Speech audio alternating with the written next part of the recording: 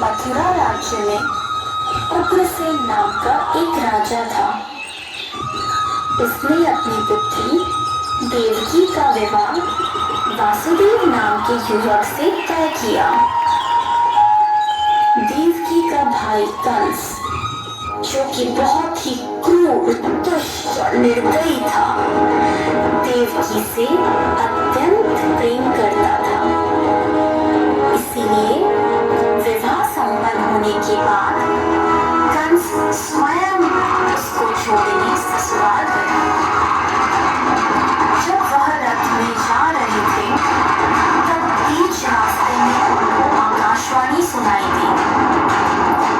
हे दुष्ट कंस, तूने इस धरती पर बहुत पाप किए हैं, इसलिए इस धरती पर से तेरे पाप नष्ट करने के लिए देवकी का 8वां पुत्र जन्म लेगा और वही तेरा विनाश करेगा।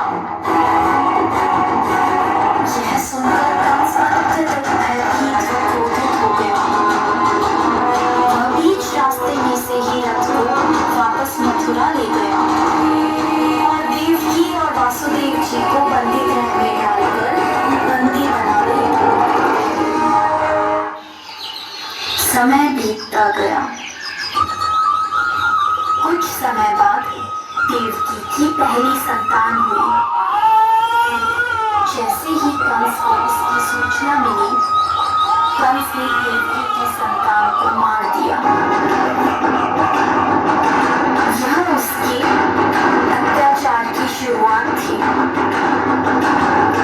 इस प्रकार कंस ने देवकी के 7 पुत्रों को उनके जन्म के तत्काल बाद ही हत्या कर दी।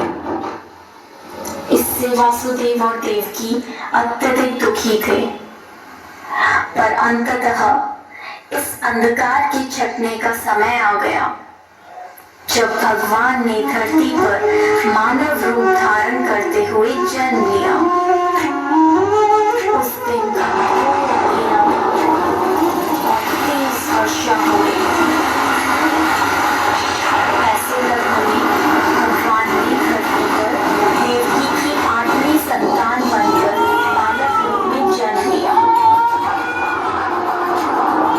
जन्म लेते ही वहां एक दिव्य प्रकाश प्रकट हुआ और उस प्रकाश में से श्री विष्णु भगवान ने अपने पूर्ण अवतार में दर्शन दिए और वासुदेव से कहा, हे वासुदेव, मैंने इस धरती पर कंस जैसे दुष्ट और अत्याचारी मानव का विनाश करने के लिए कृष्ण अवतार में जन्म लिया है।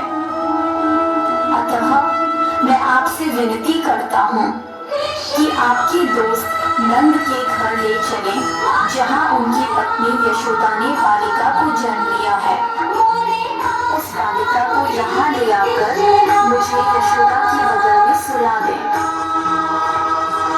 ऐसा बोलकर भगवान अंतर्ध्यान हो गए।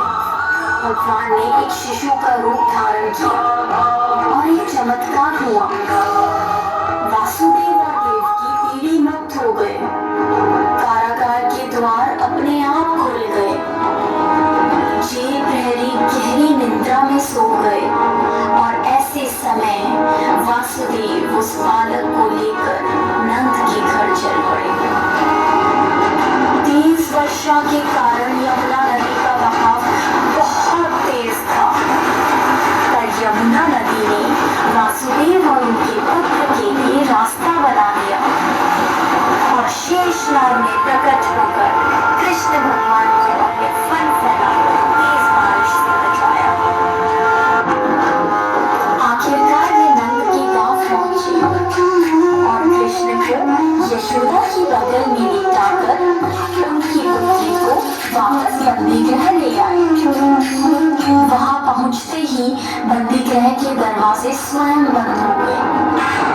सारे जेल प्रहरी उस पुत्री के रोने की आवाज सुनकर जाग गए और कंस को सूचित किया। जब कंस को सूचना मिली कि वासुदेव जी की 8वीं संतान पुत्री हुई है, तो कंस उस पुत्री को मारने लगा। अचानक उसमें से एक दिव्य ज्योति के साथ मां शक्ति प्रकट हुई और उन्होंने कहा,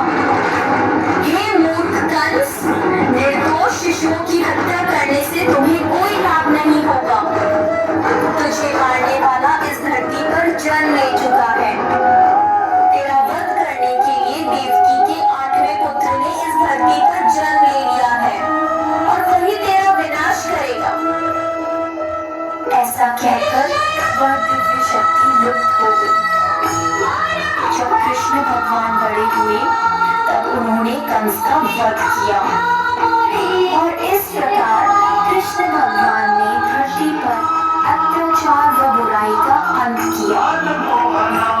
इसीलिए हमेशा प्रत्येक भाद्रपद की कृष्ण पक्ष की अष्टमी को जन्माष्टमी के रूप में श्री कृष्ण का जन्म दिवस मनाते हैं। जय श्री कृष्ण।